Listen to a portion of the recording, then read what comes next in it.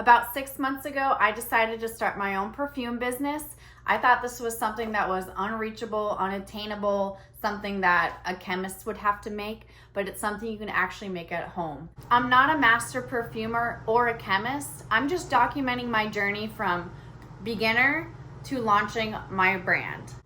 A lot of you may ask, why are you getting in the perfume industry? What is so special? And that is a question you can ask anyone. Who doesn't love smelling good? Who doesn't love getting compliments that, hey, you smell really good, what are you wearing?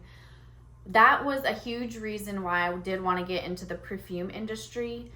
I work as a vet tech currently. I've been in the industry for 11 years. It's a very rewarding job. You get to play with animals all day and help them and cure them on whatever they need to get done.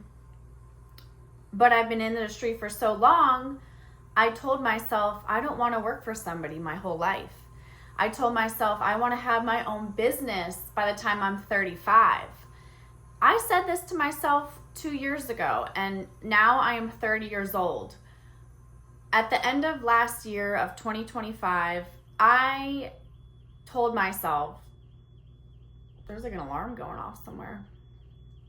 I told myself, I will start my own business. I need to figure out which route I needed to go. I kind of had some ideas. I had candle business. I had gym clothing business. Sorry, I don't know if that ringing was in my my video, but I knew I wanted to start my own business this year. Like, I knew I wanted to take a step further and to do something on the side of my vet tech job that could inch me towards starting a business, towards my own empire. And so at the end of December, I said, you need to make a step. And so I thought, what's a step I could do that could make me go into a business route? And I, thought of ideas, and I just really related to perfume. I really love smelling good. I kind of was interested in how it all entails, how you make perfume, and I just went in this big spiral going down the internet. I spent weeks watching videos. I would use ChatGPT to ask how is perfume made, just to understand what it all entails. And I really figured out that perfume is a lot of variables that you have to work with. It's not just put some oils in a little container and spray, you're done. It's so much more than that. And so that initial, I want to start my own business thought mentality was really what drove me to start my own perfume brand. And I just want to document the journey to show that anyone can do this.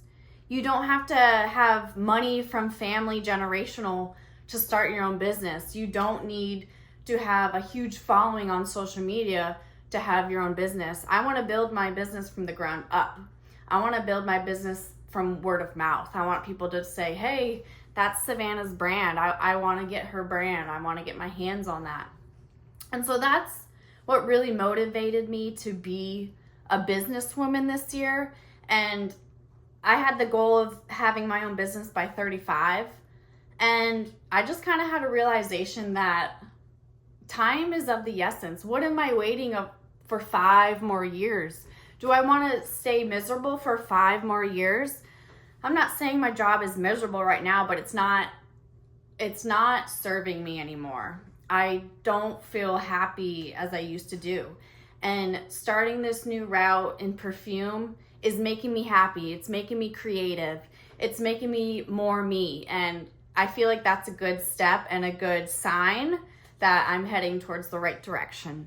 So with that being said, that is the real reason I'm starting my own perfume business, to show that I can do it myself and to show you guys you can do it too.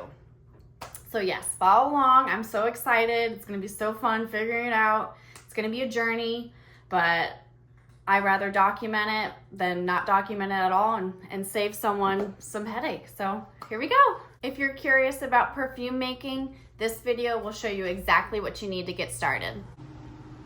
Okay, so these are all the things you need. I'm gonna explain them more. There's my cat Gypsy.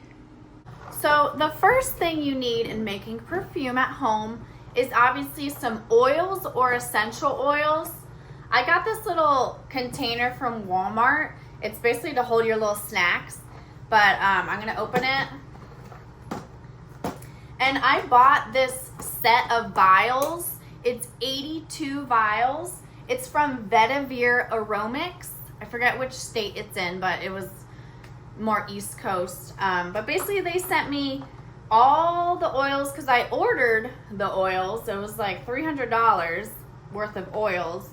But they give you, you know, cinnamon, lavender, honeysuckle, clove, all the essential oils, eucalyptus, lavender, pear, peach, bergamot, watermelon. Like they literally sent all the scent samples because that's what I ordered. So that's the first thing you'll need is oils, essential oils, obviously to make the perfume. The second thing you'll kind of need to get started is some pipettes. You work in small incremental amounts. For example, if you do like a 10 ml vial, you're only doing 20 to 15 to 30% of that 10 ml vial, meaning 20% of 10 mils is 2 mils. So then technically you're only working with 2 mils of whichever oils. You know, you can divide 8 oils divided by 2 and you'll get, you know, 0.21, 0.24, and then depending on whatever kind of percentages you want. So that's why you need pipettes that are in small incremental amounts.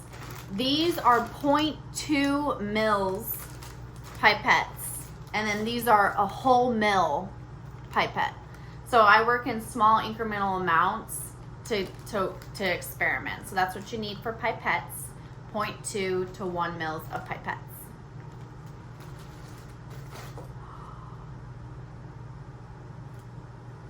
My perfumer's alcohol just spilled on my bed. This is why I don't put shit on my bed. Okay, so the next thing you'll need that just spilled on my bed is perfumer's alcohol. This is the vehicle that brings the oil out of the bottle in spray form. 70 to 80% of perfume is this. Perfumer's alcohol. I didn't know that. So yeah, you need this. This is the vehicle that brings the scent out, basically. You can get this on Amazon, I think $12. I'll give you the price. Another big factor in making perfume at home is a gram scale. I guess what ChatGPT told me is that when I do go commercial, that they're not going to measure how many mils I put into the concentration. They're mostly going to measure how much grams are in it. So basically I use this to help convert mils to grams. So say I put half a mil of liquid into, you know, into the sample cup that's on top of this gram scale. It'll show me that I put 0.174 grams. That's what measures out. And so I just write down 0.5 mils equals that many grams. And then basically in the future when it does go commercial, you just multiply the grams times 10, times 20. And so that's, I guess, how they measure perfume once it goes big and they need it commercially branded. So just get a little baby scale at home. You can get this off Amazon. I'll show you how much it was. I forgot. But you got to get this specific measurements. Okay, so these are the next things that you need to put the actual oil and the perfumer's alcohol in. Some sample cups. I got these off Amazon. These are 10 ml vials. And then these are some oil drippers. I haven't really used these because I'm using perfumer's alcohol, and I don't know if you could, you know, roll that onto you like an essential oil. So I've just been using the spray forms to use my sample cups. Okay, and so the next final thing you'll need is journals. You'll need lots of journals because you need to write down your formulas. These are very specific. You know, you need to do test sampling to smell them, to see how they change. And you just need to write down your formulas. Here's some examples.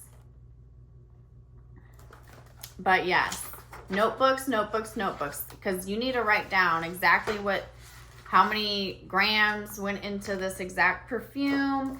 Here's another journal documenting my scent journey. I went through all the 82 vials and highlighted which ones that I wanted to put into my new perfume. So you for sure need some journals. This is probably the most important aside from the essential oils and oils.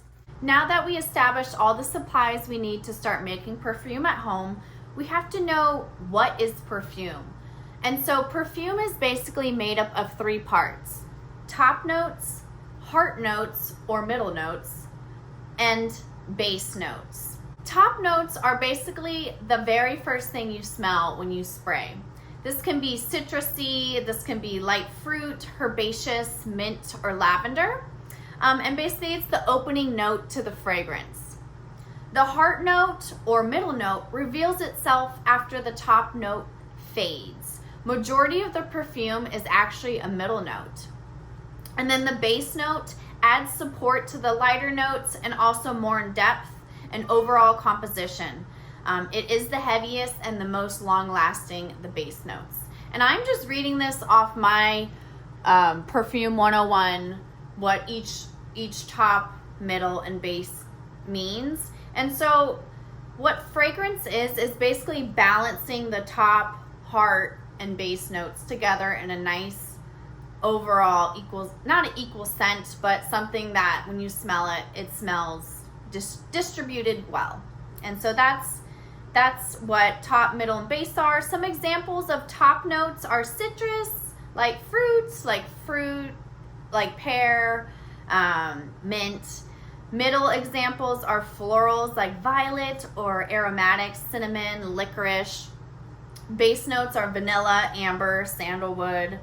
But yeah, that's mostly what, perfume is. And perfume can be in its own category. It can be more floral, more citrus, more sweet, more fresh, more woody, more musk. And so that's just figuring out what kind of perfume you want to do. And so I've sat down and I really love floral, clean, fresh, musk. That's really what's going to be driven for my perfume brand. With that being said, get started, start making your own perfume at home. Tell me about what you're making and follow along for the next video.